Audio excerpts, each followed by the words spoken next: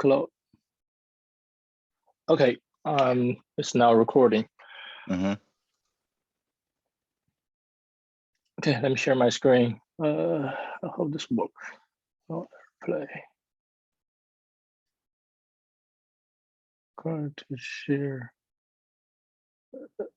Plug. Go find a cable. I need a cable to. Give me 1 sec.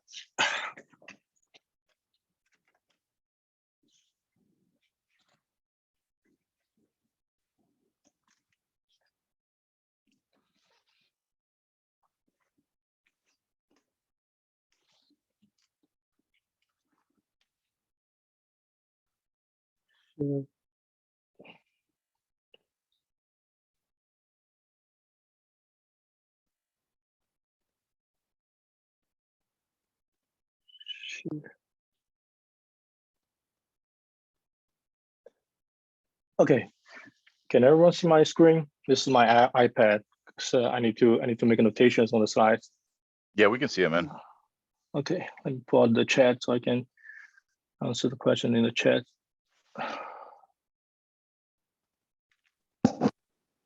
Okay.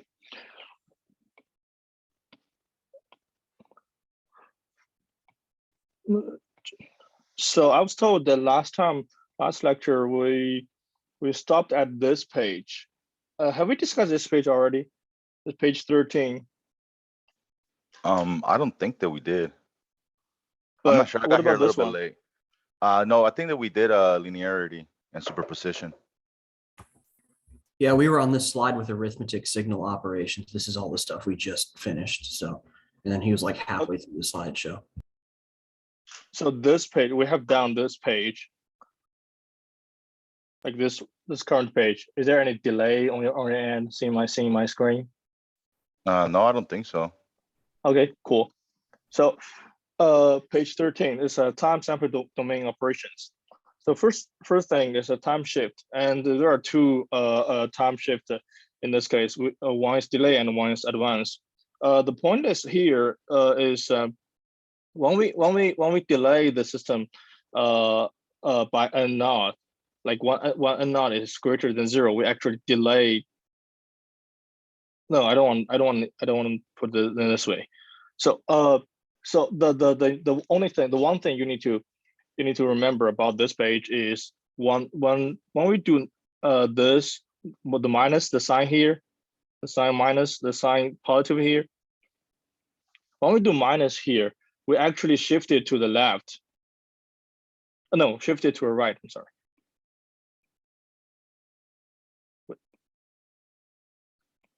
We shift it to the right. And when we do positive, when we add or minus a naught to the original n, we're doing the shifting of the signal. We kind of shift the signal to the left or to right. So when the sign here is a minus sign, we shift it to the right. When it's positive, we shift it to the left.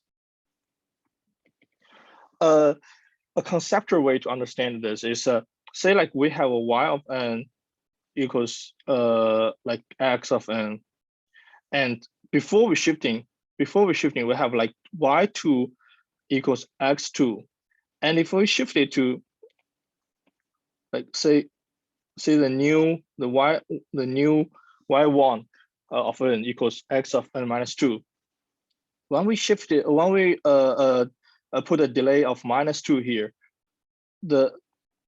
then if we plug in n equal 2, the new like value inside the bracket of x becomes x 0, right? So that means that tells us that do I need to scale my screen a little bit to put it smaller? I think it's, I think it's okay, but maybe if you bring the width of your pen a little bit thinner. Okay. That way, maybe you can have more room on the canvas. You know what I mean? Yeah, I think I already did it. I just did. Yeah. I think that's gonna be way much better. Okay. So yeah, back to this example.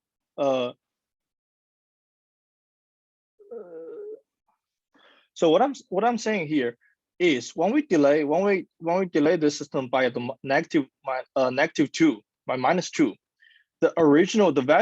the value before we put in any delay is y2 equals x2, and after we put a delay to this, apply a delay to the system, the new value, the new y2 becomes x0. That means the zero value, here, the zero value now appears at the position that was originally 2. So that's the 0 to 2. That's shifted to the that's shifted to the right. So and the same case here. If we have a y n equals x n and y2 n equals x n plus 2, and for this one we have y2 equals x2. For this one we have y2 1 n equals 2. The right hand of this equation becomes 2 plus 2 becomes 4. So the new y2 now has a value that was at the n equals to 4. So that means the value that was at 4 now appears at n equals to 2. That's shifting to the left. So yeah, the conclusion is whenever we have a positive sign here, we shifted it to the left by n naught, and whenever we have a negative sign here, we shift it to right by n naught. It doesn't matter n naught is a positive number or negative number. If n naught is a positive number, then we simply shift it to left or to right. But n naught, if n naught is like a negative number, like -2, then plus -2 becomes to -2. So it still has the minus here, so which means even we have a plus, but since n naught is a -2, is a negative number, we convert it to -2, and it goes back to the first case, which is shifted to the right. So it's kind of opposite to what we like what we thought at the first impression. The negative sign actually is corresponding to shifting to the right. So yeah, and here's another example. So for the delta function, we have only one value at the n equals to 0, and when we delay it by n naught, negative n naught, so we simply apply based on the definition of the delta function. We simply apply this n minus n naught equals 0. Then this new delta function will have a value of 1, and anywhere else we have this value of 0. Then we solved for this equation. This equation comes from the bracket n equals to n minus n naught, and we solve for this equation. We get n equals n naught. Then delta function has a 1, and anywhere else it has 0. So then we compare this to, let me change the color. We compare this to, we'll see that the delta function has the value at n naught, had the value of 1 at n naught. That means we shifted this value. This is the original delta function, delta and now n naught. This is a delta n minus n naught. So that means that tells us that when we delay this system by negative n naught, we actually shifted this graphically. We shifted this delta function to the right. Does it make sense? The conclusion is negative sign shifted to the right, the positive sign shifted to the left.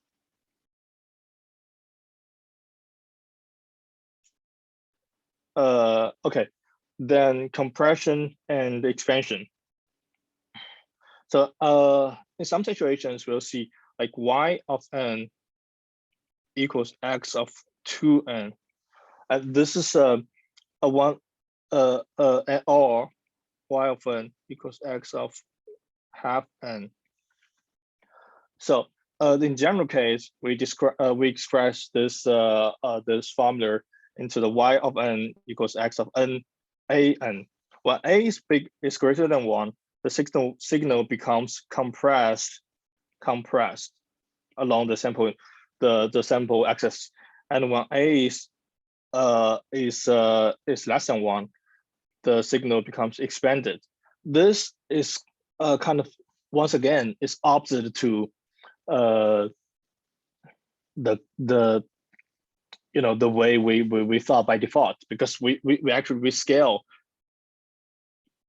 we scale the n by a bigger number, that a number that is greater than 1, but we end up with getting the compressed version of the output. And when the a is less than 1, we get it expanded. But it's very easy to understand if you just write it out. So say we have, this is what we usually do when we see this situation. We draw the table, and in this line we have 2x of 2n. No, I should add a extra line, extra row here.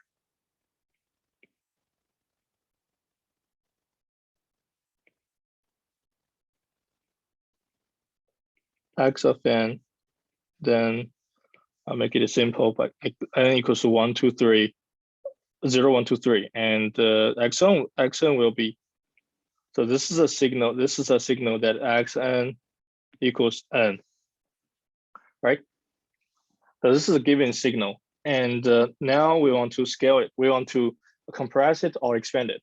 So x of 2 half n and x of 2n.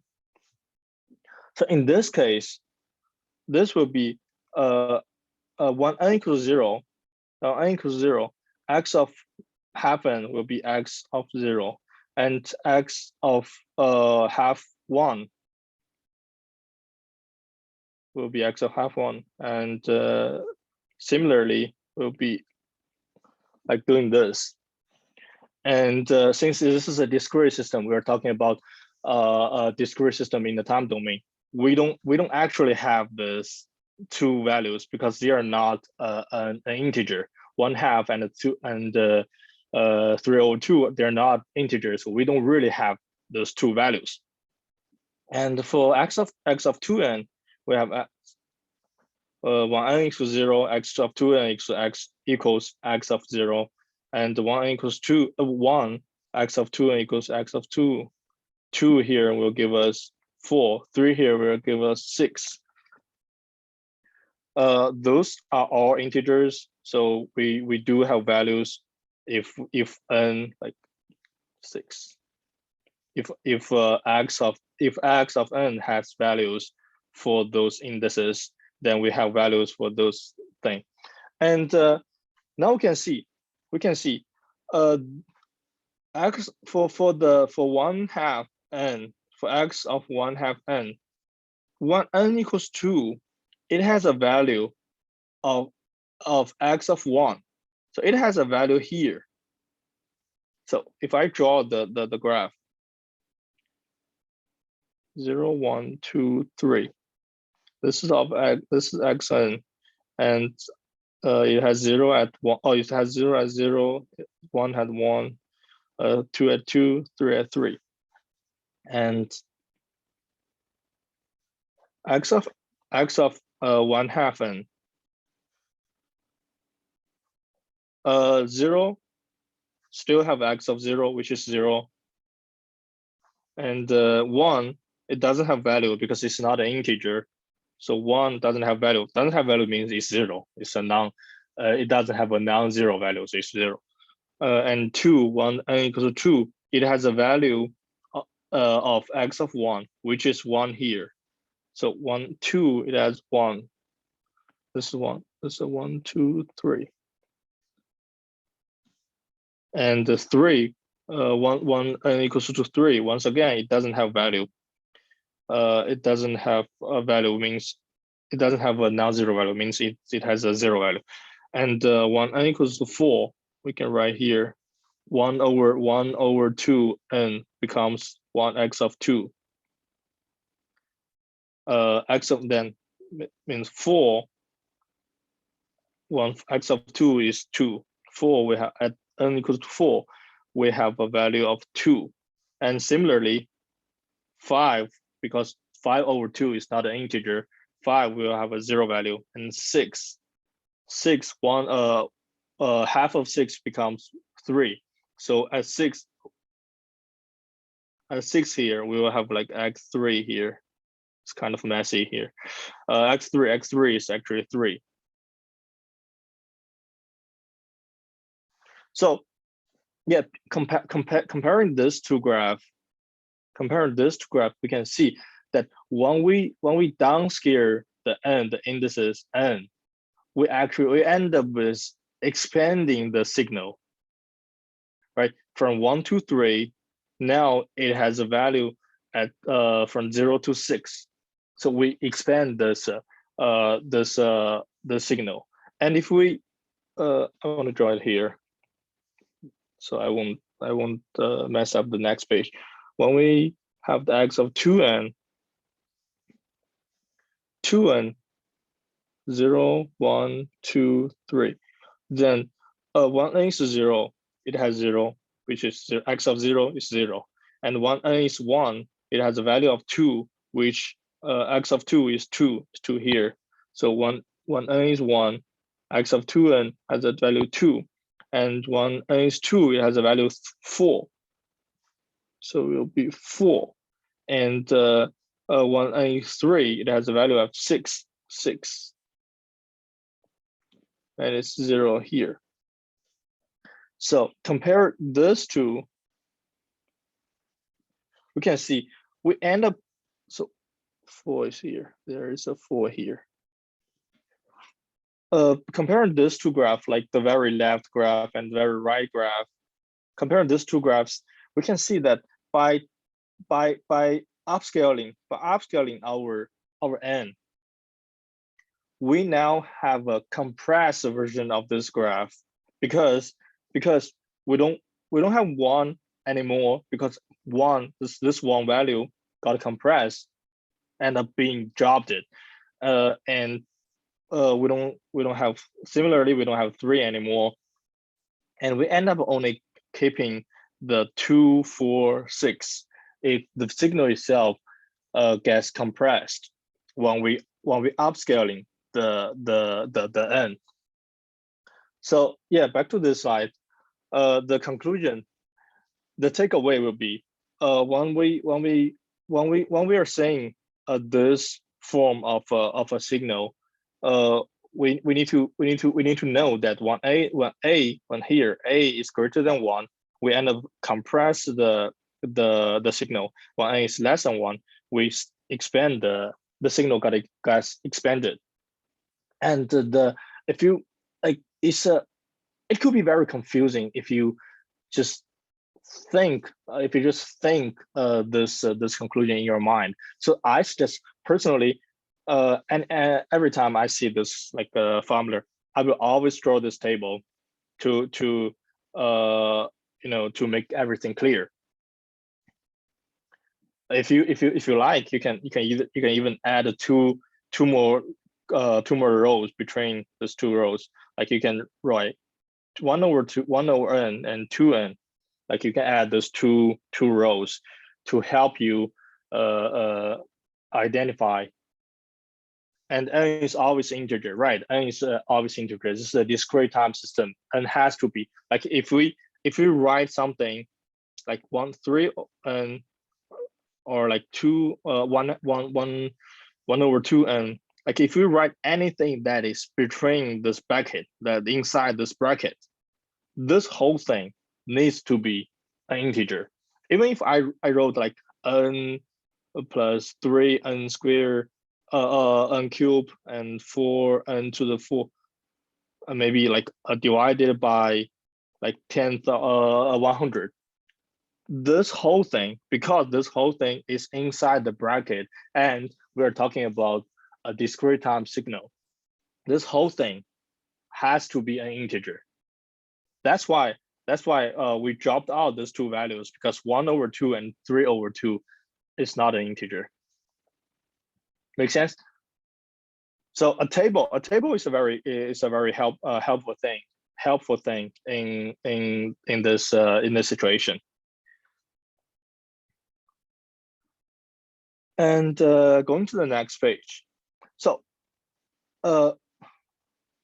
yeah, this table is still useful here. I have a quick question. So can A also be a negative value? Can A also be well, that depends if x of n excuse me. So if x of n has a definition in the negative side, then yes, n can be negative. But if x of n doesn't have, like, say if x of let me change the color. Say if the x of n equals mu of n, the x of n, that's x of minus n, which in this case A is -1, right? Is mu of minus n. Then if n is a integer, is a positive number, then minus n it's not like inside the what do they call that, the domain of the signal, of the variable, of the n variable. So generally, yeah, n can be a this capital A here can be any values. Okay. But for some cases, if you give a negative A, it might not be still inside the variable domain. Does that make sense? Yeah, that makes sense. Thank you. Okay, cool. So going to the next page. This page is talking about the interpolation. So back to this table, we can see that we have it's here. In the case of x of 2n, we have 0. Wait, do I want to use this? Oh, right, yeah. Actually, it's in this case, in x of 1/2n, in this particular line here. Another color. Do I have another? Maybe this one. In this particular line here, we have values at 0 and we have values at 2, but we don't have any values when n equals 1. We're kind of missing the value here, and we don't have any value for n equal to 3. This value is also missing. So we end up getting the figure like this. This is the figure I drew before. We end up getting the figure like this. This is our x of 1/2n. We don't have any values at 1. We don't have any values at 3. We don't have any values at 5 because 1/2, 3/2, 5/2, they're not integers. But before, in the signal of x of n, we do have values for those indices. So the way we kind of recover those values is to do the interpolation. We perform the linear, then usually we do the linear interpolation. We perform the linear interpolation for the inserter values. So a linear interpolation, conceptually or like mathematically, is we take the two neighbor values. This is the value we're missing, and we take the two neighbor values of this missing value and we average them. So now 0. We're missing values for n equals 1, and the two neighboring values, they are 0 and 2, and at 2 they have values 1. At 0 they have 0. The value of 0. So we average them. We end up getting the 1/2 for n equals 1, and for the 3, for n equals 3, we do the same thing. The two neighboring values, they are 1 and 2. And we average them, we end up getting 3, 1 plus 2/2. This is the linear interpolation. And for 5, or n equals to 5, we take the value of we take the average of the 2 and the 3, 2 plus 3 over 2. So now we end up getting if you draw the line, we end up getting the linear a line for the values. So this is called linear interpolation. And we basically interpret the y1, the missing value, from its neighboring values, which are 0 and 2, and we average them. We get a number, and we insert this new number back to the signal. Is it clear? Okay. Time domain operations, time reversal. This is a simple one. This is a time reversal simply means we reverse the index. So graphically, it's just we flip the signal from right to left. So like before at index 3, we have values 2, and when we flip it back, we will get a value of 2 at the index of -3, and originally -3 we have value 1. So when we reverse it, we will have a value of 1 at index 3. So time reversal is kind of simple.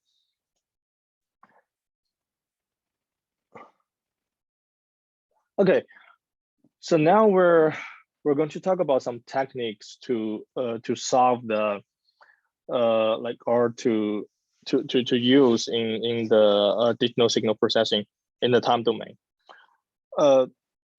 It says method one, make a lookup table to make plain input-output relationship of sample access. This is simply talking about the table that I made a couple pages before, like this table right here. So like when we see this function here or this function with a compressed expansion signal, we simply make a table. Like we have n here, and the second line, like typically this is what I do. This is not, there is no like a strict way to make a table, but this is what I do. This x of n, I'll list x of n, and for x of 2n, I will write 2n. Then for 1/2, I will write 1 over 2n. Then the next 2 rows will be x of 2n, x of 1 over 2n. So it's kind of like making, and I can put 1, 2, 3, 4 here. Then the original signal will be 1, 2, 3, 4. So this is like the original signal. Then from here,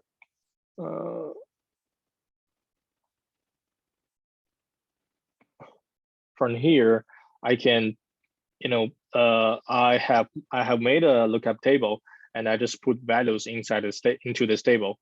I have like 2, 4, 6, 8 here because it's 2n, and for 1 over 2n will be a 1. I'll be having 1 over 2, 1, 3 over 2, and 2, and x of 2n, this x of 2, which is x of 2, which is 2 here, and this is 2n here is 4, so x4, which is 4, then x2 and 3, and now n is 3, 2n becomes x of 6, which is 6. Well, in this case, since I didn't say that x of n has values at 5 or 6, so it might not have values for x of 6. It might end up with getting 0 values for those indices that is greater than 4, because I didn't say it, or the question itself didn't say it. So but I just keep rolling it. Then 4, I want n equals 4, 2n equals 8. So I'll have x of 8 here, and it becomes 8. And similarly, 1 over 2 is 1 over 2, and since it's not an integer, it's 0. And 1n is 2, 1/2 n is 1, so it's 1, and 3/2, since it's not an integer, 0, and 1 is 4. 1/2 times 4 is 2, so it's 2. So this is a lookup table.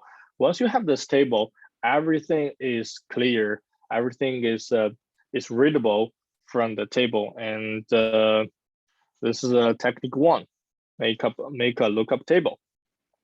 Oh, and by the way, this is like this line here is no interpolation, because I didn't interpolate any values for 1/2, and I didn't interpolate any values for 3/2.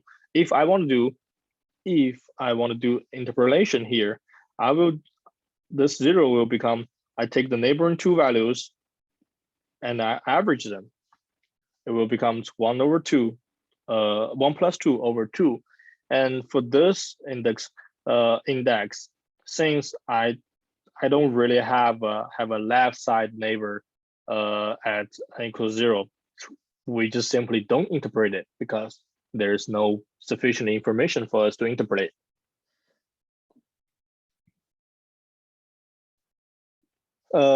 Technique 2. Technique 2. If a function is being manipulated using function definition to find the new realization. Oh, so yeah, it's better explain this technique with this example. So if we have this formula here, this equation, this realization here, like we can see the original mu of n function is being manipulated by an inside function, which is -2n minus 5, and we simply just apply the definition of this new function, of the unit step function. We write down the signal explicitly, and we taking the definition of the unit step function. We make -1 minus 2n minus 5 is greater than 0. We have the value of 1, and 1 is less than 0. We have the value of 0. Then we just simply solve, because this thing here is not our variable. It's not our variable here in this case. Our variable is n. We're talking about the system, or we're talking about a signal that is with respect to n. So n is our variable. That's why we want to solve these two equations or inequalities to get the new realization. We want to get a expression that is with respect to n. So we solve these two inequalities, and we get a inequality, a new inequality for n. Then this is our new realization, and this is technique 1. This is technique 2. This is method 2 right here. It's very straightforward. Okay, next page. Representations for signals. So in a lot of cases, so typically we like to write a signal in the form of in a set. Like, this is what I mean. Like we typically do like this: 1, 2, 3, 4. We extract a signal as a set, and it's 1, 2, 3, 4, right? And so for this signal, it's not that easy for us to do any like mathematical operations, because it's a set and there's no like straightforward rules to apply on a set, or straightforward operations like addition or like stuff that is available to own a set. So we want to represent this signal mathematically as the sum of scaled delayed impulses. So typically we can represent signals with the delta functions. So given an example here, we have a graphical representation of a signal here, P of n here. We have a value of a minus 3 at minus 3, and we have a1 at 1, a2 at a2 at 2, a7 at a7, and anywhere else is 0. We can express. So if I want to write the signal p of n,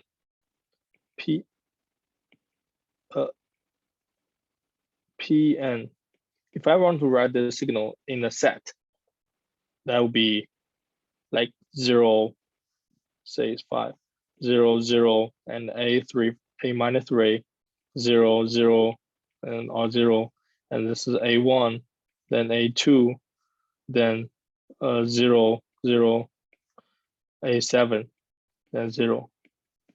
If I want to write this signal, extract this signal in a set, this will be the representation, and n will be like -4, -5, -4, and 1 and 1 when the value is n minus a minus 3. The n is n is -3, then it's -2, -1, 0, and a1 has a1 is corresponding to 1, a2 is corresponding to 2. It's right here, and this all 1, 2, 3, 4, 7 is corresponding to 7, and keep going up. So this is a representation in a set for this signal, but it's not that straightforward. It's not that easy for us to use. So instead, we can represent with delta functions. We can represent this signal in delta functions. So if this signal is simply just, if this let me change the color, change it to like blue. If this color, if this signal is simply has a value a minus 3 at 3, if this was the original signal, then we can represent this signal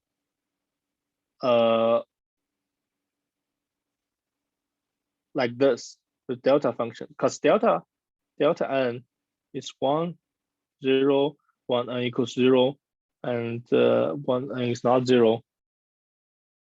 It's 0. This is our delta function. So if I have only one value on one impulse at n minus 3, this is how I represent this function. How I represent this the signal. Delta 3 will be like 1 has a value of 1 at delta n minus 3 is 0. N plus 3 is 0. N plus 3 is not 0. Then because it has an amplitude of a minus 3, this is 1. This is 1. So I just simply multiply it by a minus 3. So if this was the original signal, this is how we represent it. And now this is exactly the first term of this expression here. And similarly, with the same thing for the other non-zero values, we have a1 at 1, a2 at 2. Like we have a1 here, and this thing, delta n minus 1 is 1, 1 n is 0, or 1 n is 1, and is 0, 1 n is not 1. And the amplitude is a1, so we simply multiply by a1. So this thing here represents this impulse. And this thing here, the a2 term, represent this here. And a7 is corresponding to the a7. So for any like signal that like basically we can represent any signal with delta functions. Sometimes it's very easy to do that. Sometimes it's it could be complicated, but fundamentally we can represent any signals in terms of the addition of a bunch of delta functions. Like back to this example, 1, 2, 3, 4 here, we can write yn. Now we can know amplitude is 1, and it has 1 at 1. So simply this is 1 times delta n minus 1, then plus at 2 it has value 2, so amplitude is 2. n minus 2. N minus 2 means it has a value at n equals to 2. And 3, then 4. So any signals that is represented by a set can be written into a mathematical expression.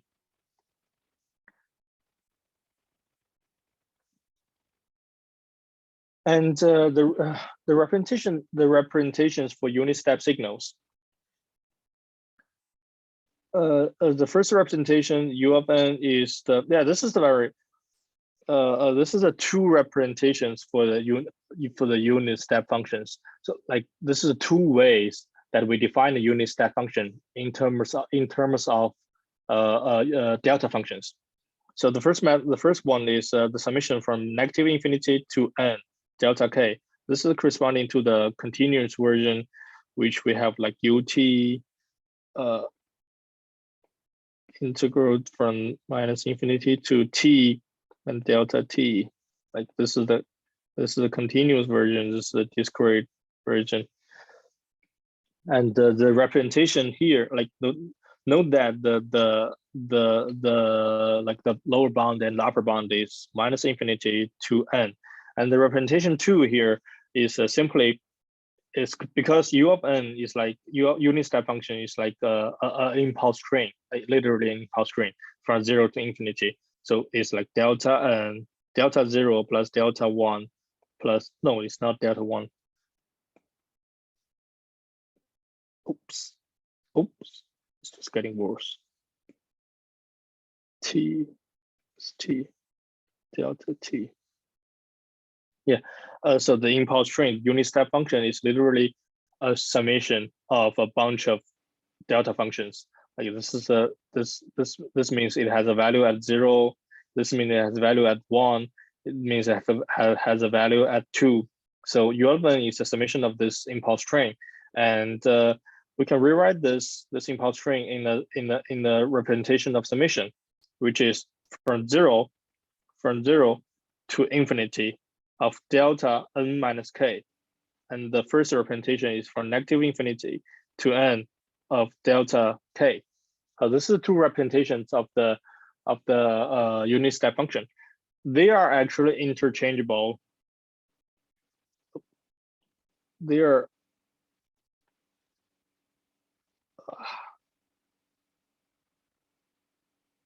interchangeable. If you're familiar with what do they call it, variable replacement or like substitute or something like this, like you can like substitute n minus k to m, then k will be like m minus n. Like we introduce a new variable m, we substitute n minus k with m, then k becomes m minus n here, and n minus k is our new variable delta m.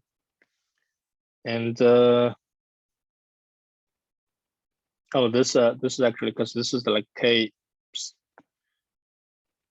equals infinity, so it's not infinity here. It's actually m minus m equals infinity. And okay, no, it's actually n minus m. Yeah, you can do this. You can do this after class yourself. So this is n minus m, and this is a n minus m equals 0 delta function.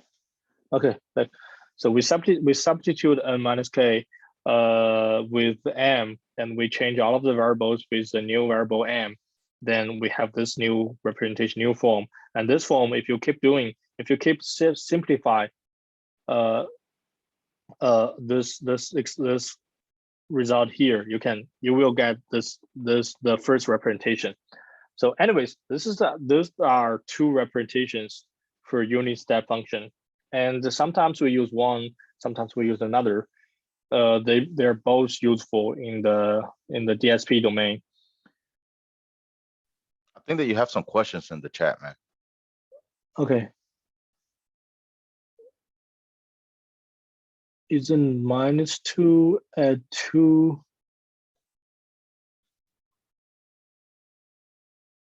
What page you're talking about, Ben?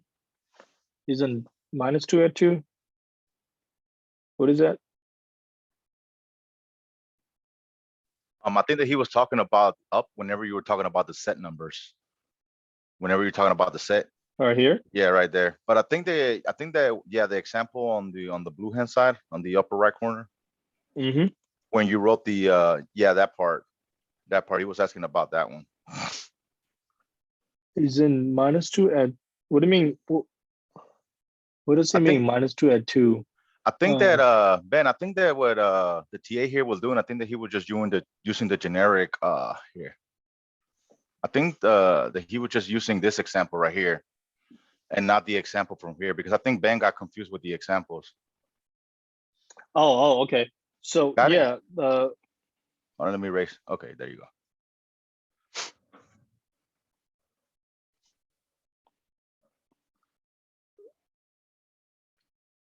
so this is example 1, and down here is an example 2. There are 2 different examples.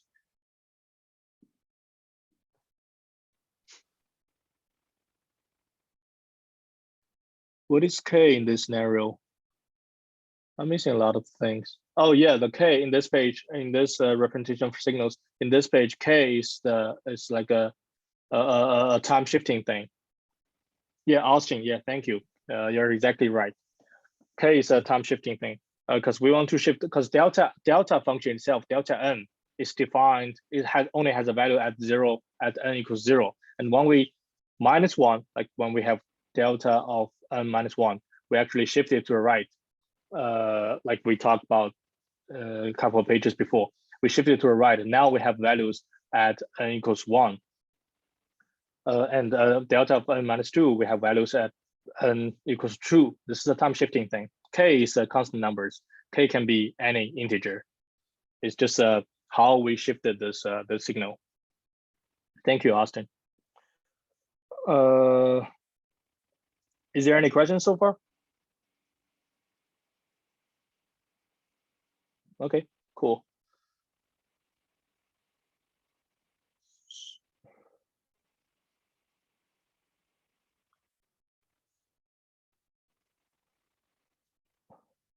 Okay, modifying signals while multiplication.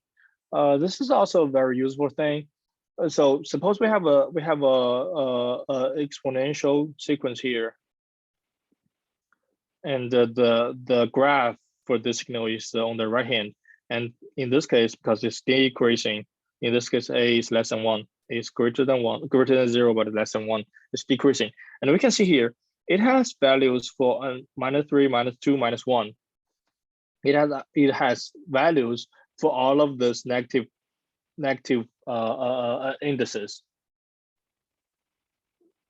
What does Austin say? In discrete space, it is technically the sample shift, but thinking of it as a time shift is easier for us. Continuous. Okay, it is. Well, even in the discrete time domain, because we literally say discrete time domain. So even in the discrete domain, it's still time shifting. It's just in discrete domain, sample shifting is also time shifting. So they're like interchangeable. They're basically mean the same thing in discrete time domain. So yeah, back to this exponential sequence. When we have this sequence, in this signal we have all of the negative values for all of we have values for all of the negative indices, and we want to drop them out. We don't want any values for the negative indices. What we do is, so this is the result that we want to get. What do we do is we simply multiply the original function by a unit step function, because unit step function is 1, 1 n equals 0, is 0, 1 n is not, is less than 0. So when we multiply by a unit step function, we end up dropping out all of these negative values from the original signal. This is modifying signals well multiplication. And signal metrics. This is kind of important. We have two parts of signal matrix, because matrix, whenever you have a matrix, and a matrix is a way to measure a thing. So this is kind of important topics in DSP. The first metric is energy. So the reason we want to figure out the energy of the signal is because say like you have your phone, you have your Wi-Fi card, you want to we want to transmit a signal, and we want to know how much energy that the signal contains, and we want to figure out how much power or how much energy we need to transmit this signal. Like fundamentally, we want to use as little energy as possible to transmit this signal, because we want to preserve the powers, but we also want to preserve the definition of the signal. So we don't want to have too much loss on the signal. That's why we want to know the energy of the signal. So for a signal of x of n, the energy in the signal can be calculated in this way. We simply sum all of the absolute square values at all of the indices. We sum the absolute square values for all of the indices. This is how we get the energy of the signal. So say like we have like 1, 2, 3, 4, and the energy of yn is simply yn square. Is just because it has all zeros for like n is 1, 2, 3, 4.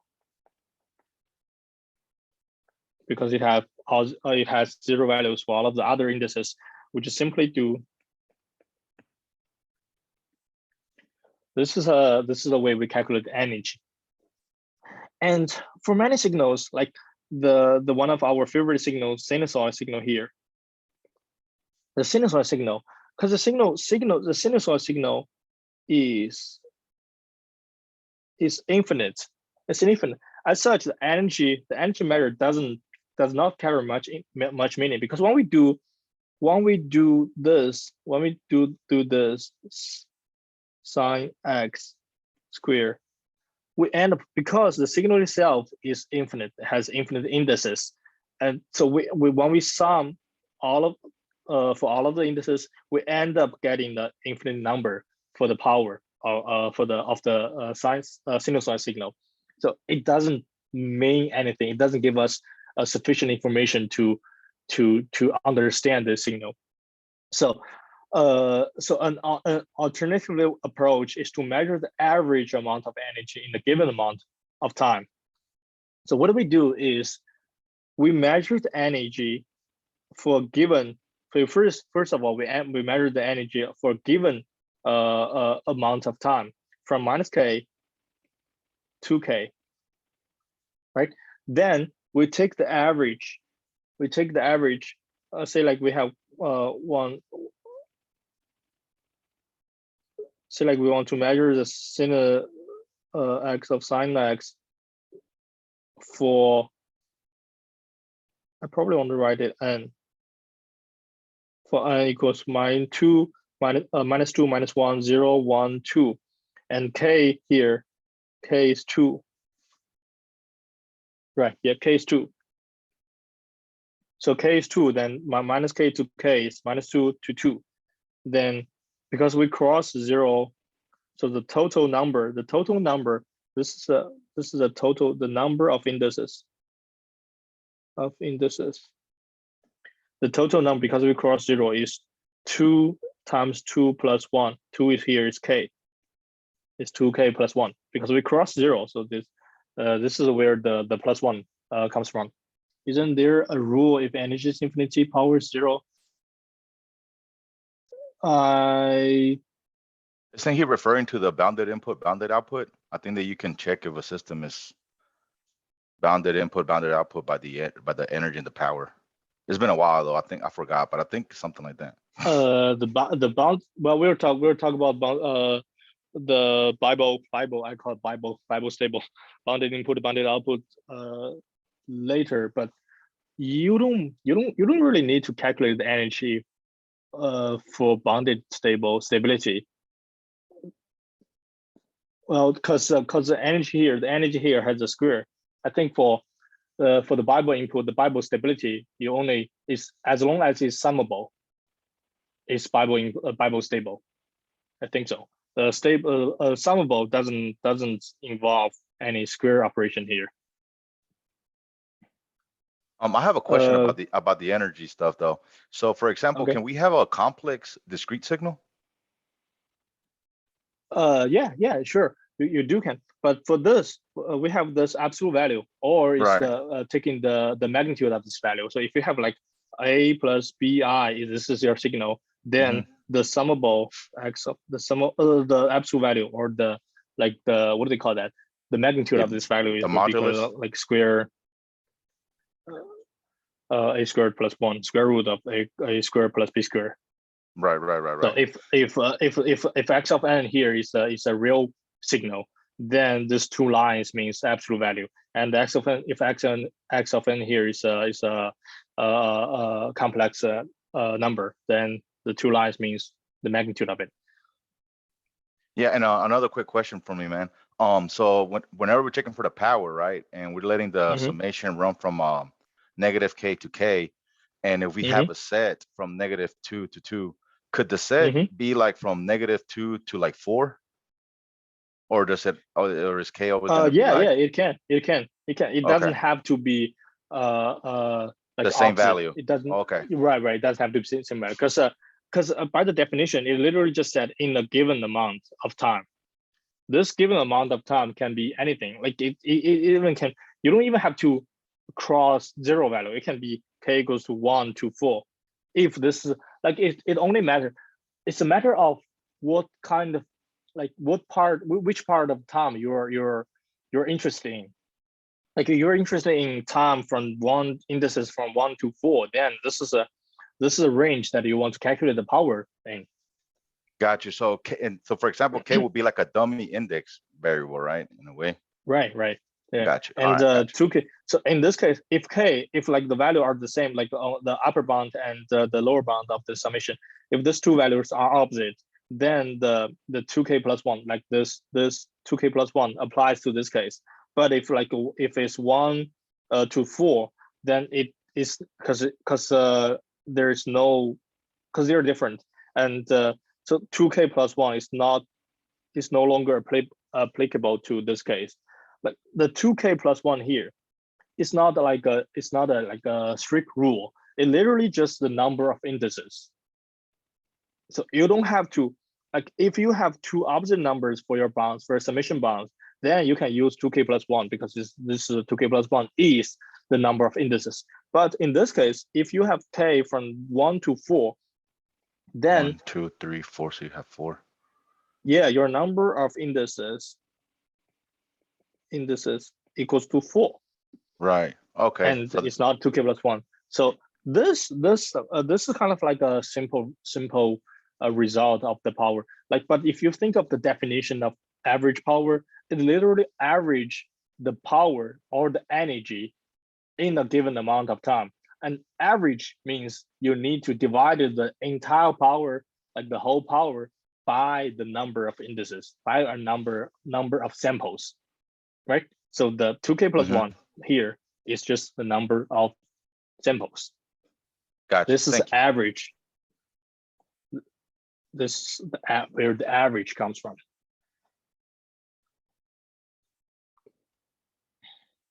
Any questions?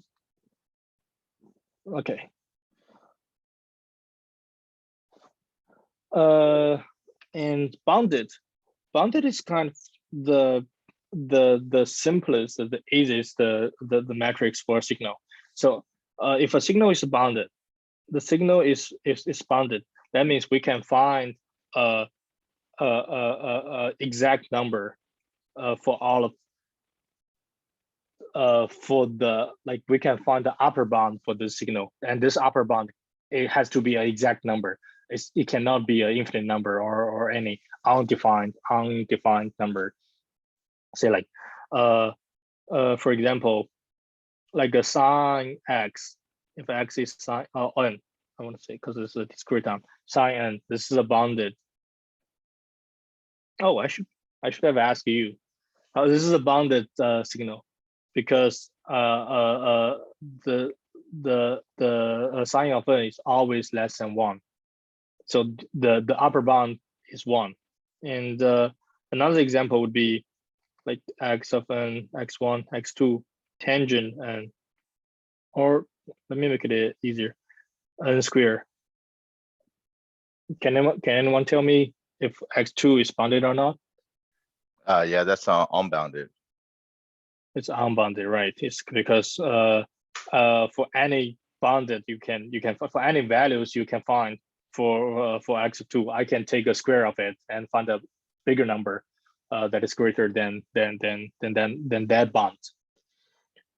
Looking over my 3111, then that's a signal and systems notes for power energy. I have that if energy is infinite, power is of 0, and if energy is infinity, power is finite. And if energy is finite, oh right, because good point, Zach. Because I missed the one big point. Once you calculate the whole thing, you need to take k to the infinity, to the infinity. You have, so that will give you, because k is a kind of like undefined number. It's not a scalar here. Once you have this value, k is kind of like variable here, and you need to take k to infinity to calculate the limitations of this whole thing. So yeah, Ben, that's right. Yeah, that comes from the limit. It's a true statement. That's a true statement you posting on the chat, and the reason is because we take the limitations here, the limit here. Because one, if this thing, this is our energy, right? This is let me change the color. This is RP color. This is our energy, right? This is our energy here, and we average it by 2k plus 1 by the number of indices. And when we take k to the infinity, we simply say that we want to know if we have infinite samples in the signal. We want to know the average power. And if this thing is like a finite number, if energy is finite, when we take the limitation, take the limit, the whole thing will become to 0, because 1k is going to infinity, 2k plus 1 is going to infinity. Does that answer your question, Zach? Zachary? Okay, cool. Yeah, good point. Thanks for bringing it out. I missed that limited part. So bounded, yeah. Let me give you another example. Bounded, say, what about this one?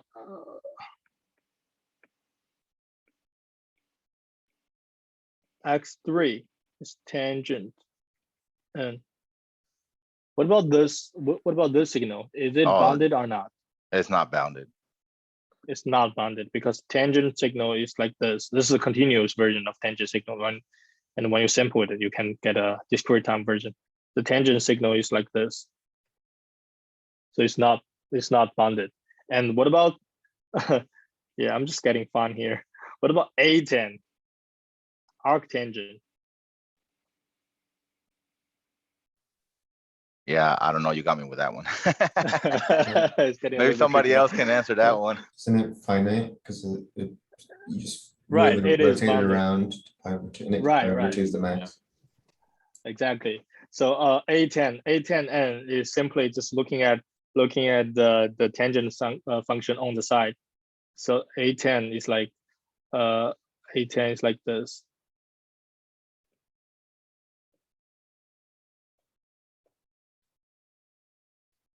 So conclusion, this is a bounded, this is a not, and this is also bounded, this is a not. Yeah, this is a definition of abundance, and it's kind of simple. Absolute summable. Absolute summable means the summation of the absolute value of xn or the magnitude of the xn if x is a complex number, it's a complex signal. the summation of x of n from negative infinity to infinity is bounded. It's less than infinity. It has an upper bound. In that case, the signal is absolutely summable.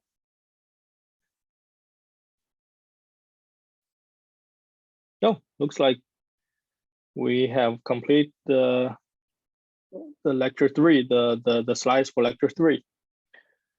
What is it? Oh, it's almost the time. We have 3 minutes left. So, are there any questions for today's topic, for today's lecture? Yeah, I have a quick question about the bounded Okay, go ahead. bounded stuff. So right there when it says that let x of n be a signal and beta x of n denote the upper bound of the signal, does that mean that beta x of n will be the upper bound of the summation? So Right, yeah, that is like the beta, this will be the upper bound, but it can be anything. All right. That is greater than the upper bound, because one, or like we have, when we talk about upper bound can be a lot of values. If we have talked about the lowest, like say for this example, the lowest upper bound is 1, but beta xn for this case, beta x of n, it can be 1, 2, 3, 4, any values that is greater than its lowest upper bound, as long as beta of xn is an exact value, is an finite exact value, then it's bounded. So I can say, in this case, I can say like x1 is less than 5, and 5, the beta x of n is 5 is 5. Then it's still, the statement is still holds. Thank you.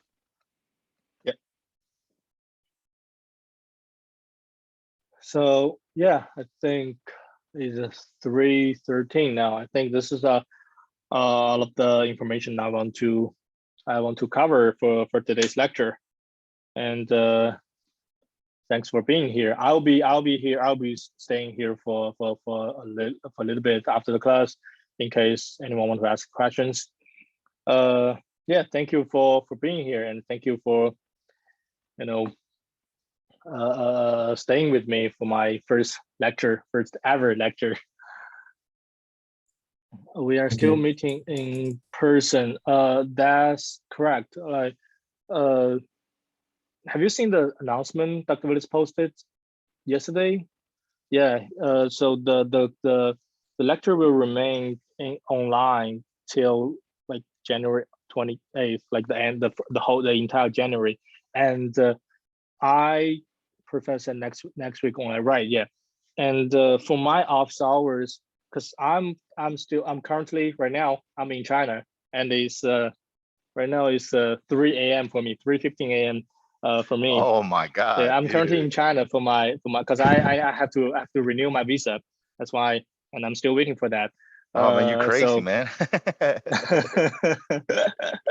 Yeah, he sent me a short notice, like at 11 p.m. or something, like say he's feeling sick and Dr. is feeling sick, and asked me if I can cover the lecture today. I was like, oh, since I was awake, and I said, okay, I can give it a try. Thanks, man. Thanks for the support. Yeah, so I'm still in China, so that means my office hours will remain online until I get back to the US. Hopefully hopefully I can meet you guys in person in the first week of February if everything goes well. I mean, from the university policy perspective, I hope this Omicron thing is not that bad, like that the university has to, you know, taking everything online once again, like what we did last year or for the past 2 years. Like I feel like meeting students in person can help them more than just talking via Zoom. But anyways, I will post announcements once I am in the US, and I will let you know that I'm available for in-person office hours. Yeah, you bet. So oh, that's why I kept saying it's 3:15. It's actually 2:15 for you, but it's just because we have 13 hours time difference. It's 3:16 a.m. for me. Yeah, it's 2:15 Have a for nice us. day, you too. Yeah, it's 2:15. Wait, Yeah. so that means that you're ahead of us or behind us in the day? I'm ahead of now. Right now, I'm Friday 3:17 a.m. Oh, turn up Friday, ahead. man. Yeah. Time to go party.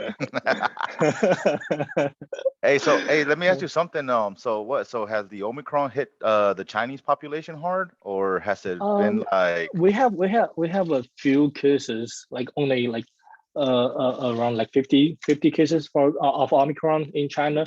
Oh, that's not bad. Because we have very strict policy for what do they call that? Like for people getting in China. Like one if you want to travel to China, you have to you have to be quarantined in the hotel, in the design hotel for like 14 days, and after 14 days you have to self quarantine for like extra 7 days. So Oh wow, yeah, but that because you gotta we do it, man. we have a huge population here. Like it's very hard to keep social distancing like we do in the US. We have a huge population here. You cannot imagine, man. Yeah, what part of China are you in? Like Beijing or something? No, it's east coast. It's like the middle east coast. It's the nearest city, the biggest city to me is like Shanghai. We have I see. I think I have 4 hours or 5 hours driving from Shanghai. Oh wow, so that means you eat a lot of seafood, no? Huh? You eat a lot of Not seafood? really. Not I'm really? not a big fan of seafood. No, Oh man, crazy. Not a big fan. Not a big fan. Hey, thank you so much, man. You did great, man. You did great. No problem. Thank you. Yeah, Sam, you're right. I see you have Chinese last name. Are you also Chinese or American Chinese? Yeah, you're right. When you got sick, they locked your entire family. Yeah, Even he's a CBA. Oh, I see. Yeah, he's CBA. CBA. What does that mean? CBA? Canadian? No, Chinese born American. Oh, Chinese born Chinese born American. I see. That's funny. First time heard that. Oh, that's crazy. I learned that at a Chinese restaurant, you know. I heard ABC a lot. Like Oh, that's American-born what it is. Chinese. ABC. Yeah. I confused it. ABC. There you go. Yeah, CBC. That was the first impression. I was like, CB, Canadian-born, Canada-born, American or No, something. no, no, no. Okay, but you knew what I meant though. ABC. That's what it was. Okay. That's interesting. Yeah. Okay. Yeah. Anyways, it's a 2:20, 2:19 for you. You're good to go if you want. And if you want to ask questions, I'll be staying here for like 5 minutes. Have a good night. Have a good day to you too, Sam.